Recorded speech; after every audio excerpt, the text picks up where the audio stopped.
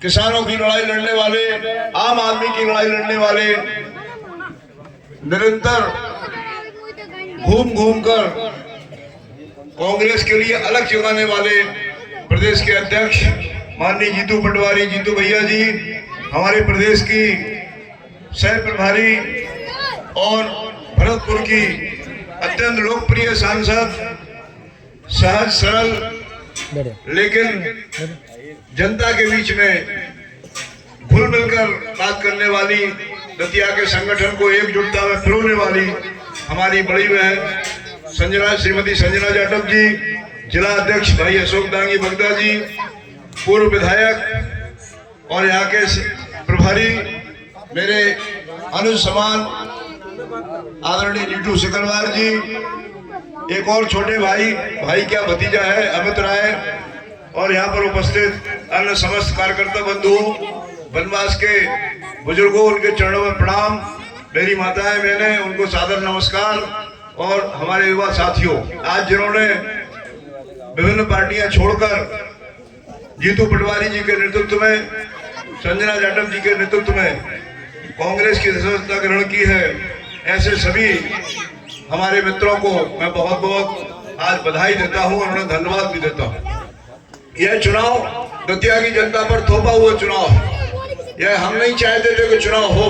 हमने 5 साल के लिए राजेंद्र भारती को चुना था, लेकिन भारतीय जनता पार्टी के लोगों को सत्ता की मलाई जो चाटने का, जो चखने का, जो खाने का अनुभव है, इसके बिना वो रह नहीं पाते। इसलिए उन्होंने ठीक उसी तरह जैसे 2018 में कांग्रेस की कमलनाथ के मुख्यमंत्री वाली सरकार को ज्योतिरादित्य सिंधिया के द्वारा गिराया था, 20 साल विधायक लेकर सिंधिया जी भाग गए थे, ऐसे ही इस चुनाव में राजेंद्र भारती को अयोग्य घोषित कराने का जो षड्यंत्र हुआ, इसलिए चुनाव हो रहा है। किस तरीके से विधानसभा रात को 12 बजे खोली गई, किस तरीके से विधानसभा के सचिवालय में उनकी सदस्यता निरस्त करने का पत्र लिखा गया।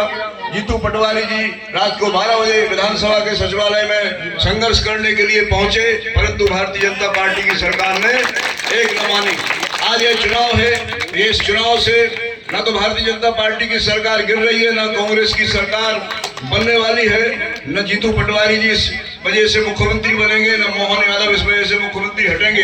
लेकिन यह उपचुनाव यदि कांग्रेस जीती तो भारतीय जनता पार्टी की तानाशाह प्रवृत्ति के ऊपर करारा तमाचा पड़ेगा।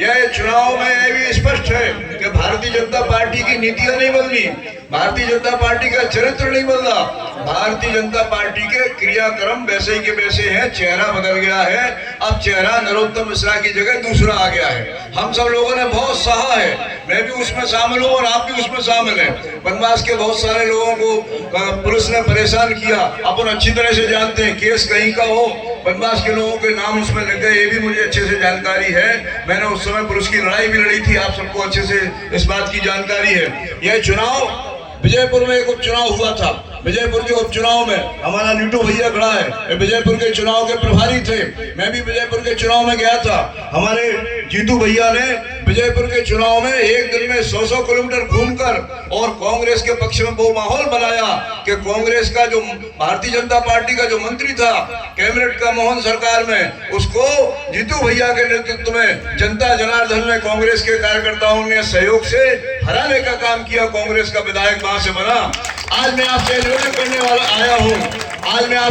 करने आया हूं, यह उपचुनाव दतिया का जो है, आप सबको जीतू भैया की झोली में डालकर और भारतीय जनता पार्टी को करारा जवाब देना है। हम सब इस गांव में बहुत सारे लोग यादव समाज के हैं, अनुसूचित जाति समाज के भी बहुत सारे लोग हैं, अन्य समाज के लोग भी बहुत सारे हैं। अमित राय यहाँ है, राय है, हमारी बहन संजना जाटव जी बैठी हैं, वो अनुसूचित जाति से आती है, अशोक दांगी जिलाध्यक्ष हमारे दांगी समाज के हैं, नीटू भाई ठाकुर समाज के आते हैं, काले खां बैठे हैं, ये मुस्लिम समाज से हैं, ये लोधी समाज के बैठे हुए हैं। मैं आपसे प्रश्न पूछना चाहता हूं, उसका उत्तर कृपया करके देना।